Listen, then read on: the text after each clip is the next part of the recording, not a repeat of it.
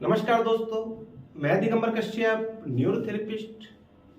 आज हम इस वीडियो में एक बहुत महत्वपूर्ण टॉपिक पर चर्चा करने वाले हैं। अगर किसी को आईबीएस हो जाता है तो ऐसे व्यक्तियों को क्या खाना चाहिए और क्या नहीं खाना चाहिए। आईबीएस मतलब इरिटेबल बाउल सिंड्रोम, एक हमारी बड़ी आंत संबंधित बीमारियां जो हमारी लार्ज इंटेस्टाइन है उसमें अगर दिक्कत आ जाती है तो उसके कारण से आईबीएस हो जाता है। और अगर हम बात करें हमारे देश में आज जितनी हमारे देश की पॉपुलेशन है उसमें से 15% लोगों को आईबीएस की प्रॉब्लम है। यानी कि अगर 100 व्यक्ति हैं, 100 व्यक्तियों में से 15 व्यक्तियों में आईबीएस पाया जाता है। तो जरा आप कल्पना करें कि हमारे देश की आबादी इतनी ज्यादा है और उसमें से अगर हम 15% देखें तो ये संख्या करोड़ों में जाती है।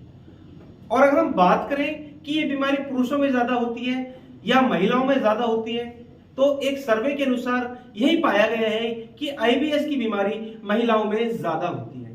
तो दोस्तों, आज इस वीडियो में हम इसी विषय में चर्चा करने वाले हैं कि अगर आईबीएस हो गया है तो ऐसे व्यक्तियों को क्या खाना चाहिए और क्या नहीं खाना चाहिए। दोस्तों, आप अगर हमारी वीडियो को पहली बार देख रहे हैं तो सबसे पहले हमारे चैनल सब्सक्राइब कर दें, साथ में बेल आइकन बटन जरूर दबा दें, जिससे कि जो भी वीडियो फ्यूचर में हम हेल्थ पर बनाएं तो उसका नोटिफिकेशन समय समय पर आपको मिलता रहे। तो आइए जानते हैं आईबीएस पेशेंट को क्या खाना चाहिए और क्या नहीं खाना चाहिए। सबसे पहले हम बात करते हैं कि क्या नहीं खाना चाहिए।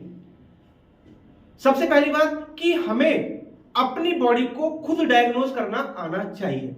यानी कि हम कौन सी ऐसी चीज खाते हैं जिसके कारण से हमें दिक्कत बढ़ जाती है। जैसे कि आप सभी जानते हैं कि जिनको भी आईबीएस होता है उनको कभी कॉन्स्टिपेशन होता है, उनको कभी डायरिया होता है। ऐसा कौन सा खाना हमने खाया जिसके खाने से हमें कॉन्स्टिपेशन हो गया?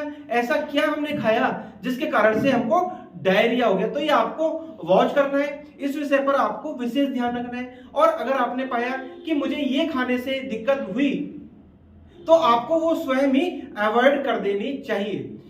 जब भी आप खाना खाएं तो आपको खाना भूख से कम ही खाना चाहिए। यानी कि अगर आपको 4 रोटी की भूख है तो आपको 3 रोटी ही खानी चाहिए, क्योंकि जो हमारी बॉडी में वायु है उसको घूमने के लिए थोड़ा स्थान चाहिए। कई बार क्या होता है, खाना कुछ अच्छा मिला और हमने भूख से भी ज्यादा खा लिया तो उसके कारण से हमारी दिक्कत कई बार बढ़ जाती है। इसलिए हमें भूख से कम ही खाना चाहिए। और एक बार में जब भी आप खाना खाएं तो थोड़ा थोड़ा खाएं, यानी कि भूख से कम खाएं जैसे मैंने बताया। और उसमें भी ऐसा नहीं है कि बहुत सारा एकदम आपने खा लिया, चाहे आपको दोबारा खाना पड़े लेकिन एक बार अपनी कैपेसिटी से ज्यादा आपको नहीं खाना। खाना आप जब भी खाएं, खाना धीरे धीरे हमें खाना चाहिए। जिनको ये प्रॉब्लम है उनको भी और जिनको प्रॉब्लम नहीं है उनको भी, यानी कि सभी लोगों को खाना धीरे धीरे ही खाना चाहिए। खाने को चबा चबा कर खाना चाहिए।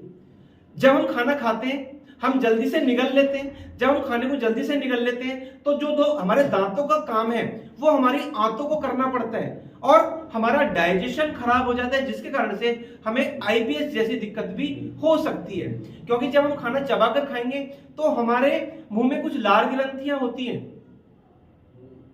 उनमें जब हम खाना चबाएंगे तो उसमें सलाइवा मिक्स हो जाता है। और जब हम सलाइवा जब उसमें मिक्स हो जाता है और खाने को जब निगलते हैं तो वो हमारे डाइजेशन के लिए बहुत अच्छा होता है। इसलिए कहा जाता है कि खाना जब भी खाएं धीरे धीरे खाएं, खाना चबाकर खाएं। जिनको आईबीएस है ऐसे लोगों को ठंडा पानी नहीं पीना चाहिए। अगर वो चाहे या तो नॉर्मल पानी पिए या वो घड़े का पानी पी सकते हैं। ऐसे लोगों को कोल्ड ड्रिंक, नॉनवेज, स्पाइसी भोजन यानी कि ज्यादा मिर्च मसाले के अगर वो शौकीन है उनको तुरंत छोड़ देना चाहिए। ड्राई फ्राइड जो भोजन है वो नहीं लेना चाहिए, यानी कि जैसे फ्रेंच फ्राइज हुए, समोसे हुए, भटूरे हुए, जो अच्छी तरह से तेल में पकाए जाते हैं, ऐसी चीजों को नहीं खाना चाहिए। क्योंकि जिनको आईबीएस होता है दोस्तों उनका डाइजेस्टिव सिस्टम पहले से वीक होता है। अगर वो ऐसा खाना खाते हैं तो उनको और दिक्कत बढ़ सकती है। ऐसे लोगों को chocolate, chips, pastry, cake, burger, pizza, chowmein इन चीजों को अवॉइड करना चाहिए। ड्रिंक करते हैं तो उसको छोड़ देना चाहिए, स्मोकिंग करते हैं तो बंद कर देना चाहिए। व्हीट से बनी चीजें लेना नहीं चाहिए जिसमें भी गेहूं का रोल रहता है, जैसे रोटी है, नान है, मतलब इस तरह की जो चीजें हैं वो जिसमें गेहूं यूज होता है। कई बार देखा गया है दोस्तों, गेहूं से जो हम रोटी खाते हैं वो कई बार आईबीएस पेशेंट को नुकसान करती देखी गई है। तो मेरा ऐसे लोगों को कहना है कि जब वो रोटी खाएं तो उसमें जब वो गेहूं पिसवाएं तो उसमें कई सारी चीजों को उनको मिक्स कर लेना चाहिए। उसमें आप बाजरा मिला सकते हैं, उसमें आप जौ मिला सकते हैं, उसमें आप रागी मिला सकते हैं, आप उसमें मक्का मिला सकते हैं, यानी कि उसमें कुछ चीजों को आपको इंक्लूड करना है। आप चोकर युक्त खाना खाएं। जब भी आप रोटी बनाते हैं तो वो बिना छाने आपको बनाना चाहिए, यानी कि फाइबर का इंटेक आपको अच्छी मात्रा में होना चाहिए। अब बात आती है क्या खाएं, तो आप स्पंज रसगुल्ला खा सकते हैं। दोस्तों ऐसा पाया गया है कि जो स्पंज रसगुल्ला है वो आईबीएस पेशेंट को फायदा करता हुआ देखा गया है। तो अगर आपको आईबीएस है तो आप स्पंज रसगुल्ला एक खा सकते हैं, लगे तो एक सुबह एक शाम खा सकते हैं, वो आईबीएस पेशेंट्स को फायदा करेगा। ऐसे लोग चावल भी खा सकते हैं, लेकिन कोशिश करें कि रोज ना खाएं, कभी खा लिया कभी नहीं खाए, लेकिन चावल खा सकते हैं। क्योंकि जिसको भी ये परेशानी होती है वो नहीं समझ पाता पेशेंट की भाई मुझे क्या खाना चाहिए क्या नहीं खाना चाहिए, तो वो चावल खा सकते हैं, इडली खा सकते हैं, पास्ता खा सकते हैं, कॉर्नफ्लेक्स खा सकते हैं, ज्वार की रोटी खा सकते हैं। यानी कि जिनको भी डायरिया डिसेंट्री है वो इन सब चीजों का सेवन कर सकते हैं। फाइबर ज्यादा लें। जैसे मैंने बताया कि जब वो रोटी खाते हैं तो उसको बिना छाने आप वो लें, उसमें चोकर युक्त आप खाना खाएं। आप सैलेड अच्छी मात्रा में ले सकते हैं, आप फ्रूट्स अच्छी मात्रा में ले सकते हैं। फ्रूट में आप पपीता ले सकते हैं, संतरा खा सकते हैं, तरबूज खा सकते हैं, खरबूज खा सकते हैं, अमरूद ले सकते हैं, किन्नू ले सकते हैं, अनार ले सकते हैं, पाइन एप्पल भी आप ले सकते हैं, यानी कि अनानास भी आप ले सकते हैं, और सेब आप ले सकते हैं।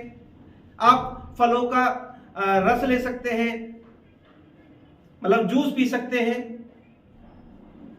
यानी कि इन चीजों का आप सेवन कर सकते हैं। अब बात आती है कि सब्जी कौन कौन सी खा सकते हैं। तो दोस्तों आप पालक खा सकते हैं। पालक डाइजेशन के लिए बहुत अच्छा है, उसमें बहुत सारे तत्व ऐसे होते हैं जो हमारे डाइजेशन में बहुत हेल्प करते हैं। मूली पत्ता आप खा सकते हैं, मूली खा सकते हैं, और पत्ते की सब्जी भी बनती है वो भी आप खा सकते हैं। उबला हुआ आलू आप खा सकते हैं। कई बार कुछ लोगों के प्रश्न आते हैं क्या आलू खाते हैं, या कुछ लोग अगर बताते हैं कि मुझे आलू से नुकसान हुआ, तो अगर आप आलू उबला हुआ खाते हैं तो वो आपको नुकसान नहीं करने वाला। आप ब्रोकली खा सकते हैं, आप सलाद खा सकते हैं, आप ककड़ी खा सकते हैं, आप तोरई खा सकते हैं, आप गाजर खा सकते हैं, आप गोभी खा सकते हैं, आप टिंडा खा सकते हैं, गाजर खा सकते हैं, खीरा खा सकते हैं, और राजमा भी आप खा सकते हैं। बहुत सारे लोगों के प्रश्न है क्या मैं राजमा खा सकता हूं, तो दोस्तों आप राजमा खा सकते हैं। तो अब बात आती है कि हम ड्राई फ्रूट में क्या खा सकते हैं, क्योंकि जो पेशेंट आईबीएस जैसी दिक्कत से गुजर रहा होता है उसके मन में सबसे बड़ा प्रश्न, सबसे बड़ी उलझन यही रहती है कि मुझे क्या खाना चाहिए क्या नहीं खाना चाहिए। वो बहुत सोच समझकर खाता है और कुछ गलत खा लिया तो तुरंत उसको दिक्कत हो जाती है। तो ड्राई फ्रूट में आप बादाम खा सकते हैं, आप अखरोट खा सकते हैं, आप अंजीर खा सकते हैं, आप पिस्ता खा सकते हैं, ये आप ड्राई फ्रूट्स में खा सकते हैं। आप छाछ भी पी सकते हैं, क्योंकि जिसको आईबीएस है कई बार हम उसको दूध, हम या अन्य डॉक्टर भी दूध से बनी चीजों को मना करते हैं, लेकिन पेशेंट के मन में ये होता है कि यार छाछ ले लूं, मन करता है बहुत बार। तो दोस्तों आप छाछ बेनिश्चिंत होकर ले सकते हैं, और उसमें हो सके तो थोड़ा सा काला नमक और भुना हुआ जीरा आप डाल सकते हैं। तो अगर कहीं उसमें कुछ ऐसे तत्व हैं जो आपको नुकसान करें, तो जब हम उसमें काला नमक भुना हुआ जीरा डाल देते हैं तो उसकी तासीर चेंज हो जाती है और वो आपको नुकसान नहीं करने वाला।